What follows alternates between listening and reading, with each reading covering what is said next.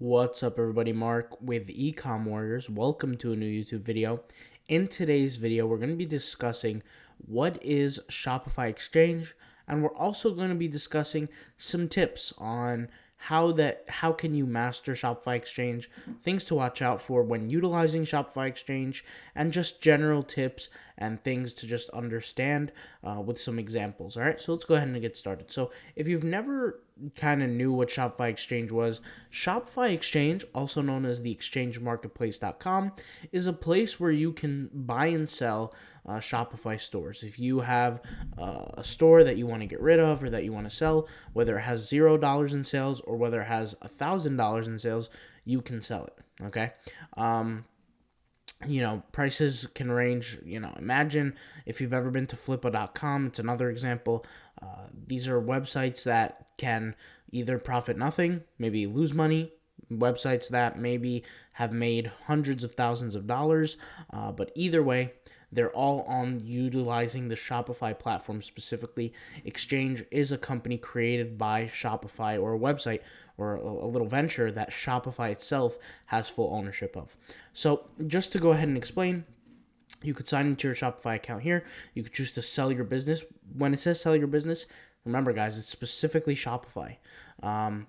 Here is a section where you can browse different industries, so automotive, art, photography, food and drink, fashion, apparel. You guys see all the different categories, or you could look through some of the offerings. So some of the most recent, some of the handpicked stores, you can actually choose. There are options to have, pay a little bit extra for your store to be seen by more people, to be sent through an email list, things like that. And those options are available when you want to sell your store. In fact, if you want to sell your store or list your store on the Shopify Exchange, you would go to your Shopify store, navigate to your settings, and search for something that says close store or pause store. And within those options, you're going to see an option that says close store, pause the store, or sell the store. And when you click sell the store, it's going to take you to the Exchange site. So let's just go ahead and take a look at some listings. And like I said, there are some what we call starter sites, which have no sales. And there are some websites that do have sales, and there are some websites that just choose to be private about their listing but do reflect on their sales. So for example, if we just search for here a website called Lux Lemons, on the right here we have the asking price. The overall asking price is generally what the person wants to sell it for. On the left we have the name of the company or the store, and to the left of that we have a small thumbnail or an image of the store with some text. Generally, when I pick a store to look at, I'm not really considered about the price. I am considering the price. I'm not really considering the description. I don't really read it until I'm actually interested. The first thing that catches my eye is the image, right? When I'm looking at the store, I see average revenue per month, average profit. Something that I do want to give away, and then this is a tip for everybody when you're interested in buying your store, guys, something you want to pay attention to is the reasons why the person is selling the store. Okay, recognize that these are assets. These Shopify stores are assets for people, or they could be assets. And if you have a true asset, you're not going to sell it unless you're selling it for quite a large amount. So in this case, this store is selling for maybe 4 or 5 times the monthly revenue. Okay, which is honestly on the low side for a very successful store. Now, I'm not saying that store specifically is very successful. The average store that is highly successful, and depending on what niche too, it could be dropshipping, it could be, it depends. Dropshipping sells for a little bit less. Typically, if it's a product that you create that's more custom, is also a little bit less. But if it's a product that's white labeled, will sell for more, especially if you have good, other kind of third-party parts to the store, meaning if you have a following basis, if you have an email list, if you have Instagram followers, Facebook page, etc. But everything is taken into consideration when the store is being purchased. Let's go ahead and just focus on this store, for example. This store has an average revenue of $51,000 per month, and it's selling for $39,000, and it has inventory value of $150,000. Meaning, if you buy this store for $39,000, you're going to receive $159,000 worth of product, of physical product that's going to be sent to your house or your warehouse or wherever you want to store. Now, something that catches my mind immediately with a store like this is, why is the store selling for $39,000, which is less than the average revenue it's producing per month? And like I said, you have to really look past what people are writing.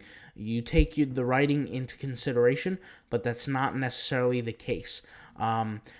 Recognize that everybody's going to do what's in their own interest and not what's in your interest as a buyer. You have to do what's your interest as a buyer. So if I'm a buyer and I see the store for $150,000, the first question I'm going to be asking myself is why would I buy it for $39,000 when you're making $51,000 a month? It just doesn't make sense. If money was since money's not a problem, you could hire as many people, outsource it, whatever. Which will take me as an example to the reasons why they're selling the store. So if we just look through the little text here, it should say something like the reason why selling the business. Let's read it. It says we have 2,500 humidifiers and 3,010 packs included in the sale. So this sentence immediately just shows they're trying to divert from this question because this is almost like something to try to sweeten the deal. The amount of physical product you have, it has nothing to do with the reason you're selling the business. Okay, so let's go ahead and continue reading. It says our business has provided us with so many opportunities, a dream come true, blah blah blah blah blah. So basically, first paragraph is just saying, oh, how great this business is. Once again, watch out, guys. Watch out for what stores are being sold. We don't know, you really don't know the true motive behind what these people are doing. We have both spent so much time building our businesses to where it is today. Once again, none of this actually matters. You're probably thinking, if the business is so good, why would we sell it? Yes, that is everybody's question. The honest answer is the only reason we are selling the business is that my partner was offered and recently accepted his dream job. Okay, something like this right there, I know instantly, red flag with the store, too many red flags. No store is that good. It's going to produce that much income. It's going to sell for that low. Point blank, period. On top of that, nobody builds a business to go then work as an employee. Nobody does that. Once you taste that freedom, that financial freedom, nobody goes back in time and becomes an employee. That's like taking 5 steps forward and 60 steps back. That doesn't make sense. And notice, by the way, the writings here, it says the honest answer and the only reason, right? Which partner, dream job, etc. And then next it says, I should also add another reason right here. So you can see right there, there's a whole lot of deception going on. We'll put it that way. So like I said, you want to watch out when you're buying stores. You want to verify all the information. Just because Shopify has verified the sales and the traffic, that's irrelevant. That really doesn't matter. Any of those numbers could be faked in today's world. So you really need to pay attention what's really going on in the store. Maybe the store was very successful at one point and it's dying off. In that case, if this is, for example, this business, maybe it was very successful at one point. Let's go ahead and take a look at the traffic here. All right, so just as I suspected. So at one point it was very successful, right? Had almost $200,000 a month. Then 32,000, 26,000, 10,000, 11,000. It's dying off, which basically means that now I know what's up here. Okay, maybe they had a good run with ads. Maybe they took a gamble and hired somebody with the ads. Whatever the case may be, a lot of the times the store owners aren't going to tell you the full truth behind exactly what's going on.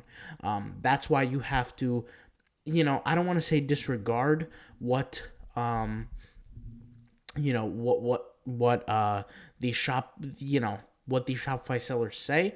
Take it into consideration, but don't necessarily give into it all the way. Also, do your research. Search them on Google. Search what people have to say about the brand. Brand equity matters a lot. okay? The reviews that people have to say, it matters a lot, especially if you're going to be tying yourself down to a business like this. If you guys have any more questions, I'm going to cut it right here. I think we've recorded more than enough for now. 9-minute video. If you guys have any more questions about the whole concept of Shopify Exchange, buying stores, if you want me to critique some stores live, go ahead and write me in the comments, and I'll take care of that, all right? I'll talk to you guys later. Peace.